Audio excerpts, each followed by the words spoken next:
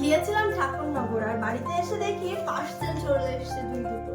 তাহলে চলো দেখি পার্সেলের ভেতর কি আছে। গুপ্তধন, সাপকে উঠে যা আছে সব দেখাবো আজ। চলো তোমাদেরকে ওখান থেকে দেখাই। এই দেখো, প্রথমেই নিয়েছি কি একটা স্ট্যান্ড নিয়েছি ভিডিও করার জন্য। স্ট্যান্ডটা ভালো, পরে দেখে বলছি স্ট্যান্ডটা কেমন। এগুলো এই সিস্টেম।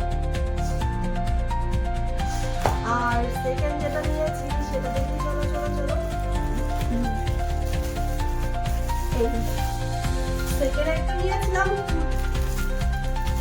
কুর্তিটা।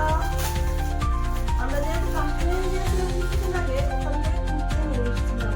তবে সেই কুর্তিগুলো দামটা বেশি। এবার আমি কাশ্মীরি কুর্তি বলে সার্চ দিয়েছিলাম, দিয়ে দেখি যে এইসব কুর্তিগুলো অনলাইনে আছে, তবে এগুলোর দাম ওইখানকার যা নিয়েছিল তার হাফেরও হাফ, মানে হাফটা।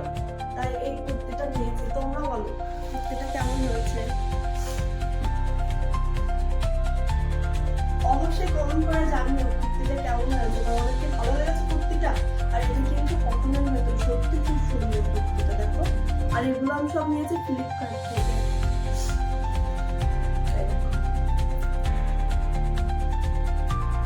জানিও কমেন্ট করে কুর্তিটা কেমন হয়েছে, অবশ্যই জানিও।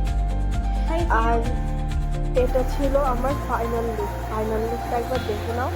পরে কিন্তু আমার বডির সাথে একদম ফিট হয়ে গেছিলো, আর এত কিউট, মানে এত সুন্দর লাগছিল আমাকে।